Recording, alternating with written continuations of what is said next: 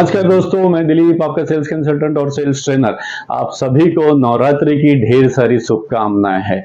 आज का जो हमारा टॉपिक है जीएसटी रिफॉर्म क्यों हुआ, किस लिए हुआ, इसका बेनिफिट एंड यूजर को कैसे मिलेगा, यही आज हमारा टॉपिक है। चलिए स्टार्ट करते हैं जीएसटी रिफॉर्म और रिवाइज पे। जैसे कि आप सब जानते हैं और कुछ टाइम से 3-4 दिनों से आप पेपर पे भी देखते रहेंगे, जीएसटी रिवाइज के सबके एमआरपी रिवाइज हो गए हैं।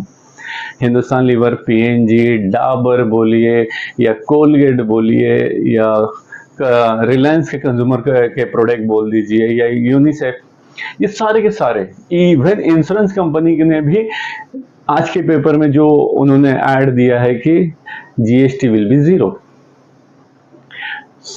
आपको कैसे बेनिफिट मिलेगा? अगर एमआरपी अगर कम होती है तो डेफिनेटली आप बाय अच्छी तरह से करेंगे।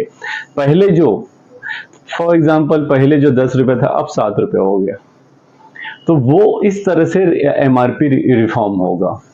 इसको कितने कैटेगरी में बांटा गया है? इसको 3 कैटेगरी में बहुत सिंपल तरीके से बांटा गया है, 5%, 18% और 40%। 5% में वो है जो 12 और 18 के आसपास जो डेली इसेंशियल प्रोडक्ट है वो 5% में आ गए, जैसे पर्सनल केयर आ गए हैं या पिकल्स आ गए हैं। ये सारे प्रोडक्ट 5% में आ गए हैं, डेली इसेंशियल जो घर पे लगते हैं। 18% में जो 1500 के नीचे कार की सीसी है वो और केमिकल प्रोडक्ट्स, ये सब 18% में आ गए हैं। और 40% में luxurious cars, cold drink, carbonated drink, ये सारे के सारे 40% स्लैब में बिठा दिया गया है।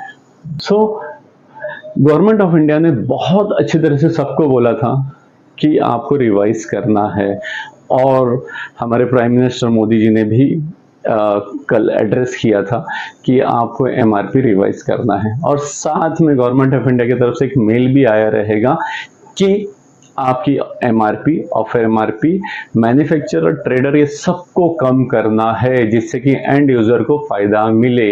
एंड यूजर फायदा मिलेगा तो सेल्स बढ़ेगा।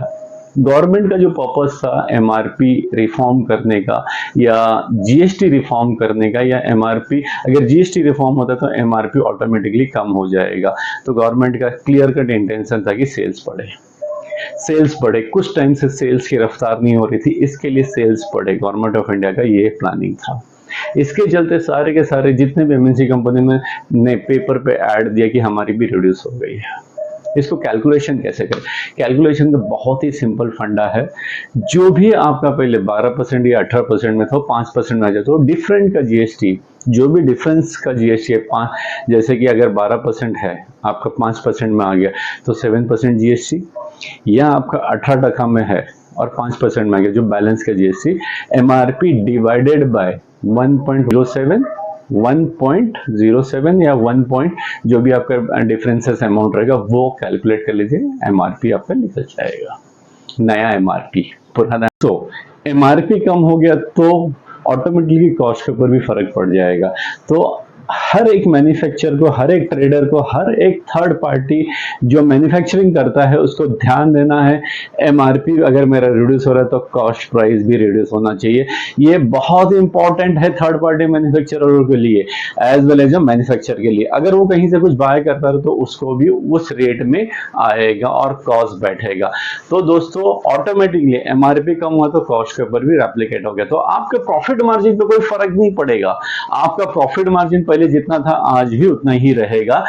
जीएसटी रिवाइज होने से प्रॉफिट मार्जिन पे आपको फर्क नहीं पड़ेगा, बस फर्क पड़ेगा जीएसटी पे, जो डिफरेंस के अमाउंट को आपको, डिफरेंस के परसेंट को आपके एमआरपी या कॉस्ट में माइनस करना है। मैं आपको कुछ पेपर कटिंग भी शेयर करूंगा इस वीडियो के एंड में, आप देख के अंडरस्टैंड कर सकते हैं कि जितनी भी बड़ी कंपनियां हैं इन्होंने एमआरपी किस तरह से रिड्यूस की है। दोस्तों ये वीडियो पसंद है तो प्लीज लाइक और शेयर, सब्सक्राइब कीजिए, और मैं आपको कुछ पेपर कटिंग के साथ वीडियो को एंड करता हूं। Thank you very much.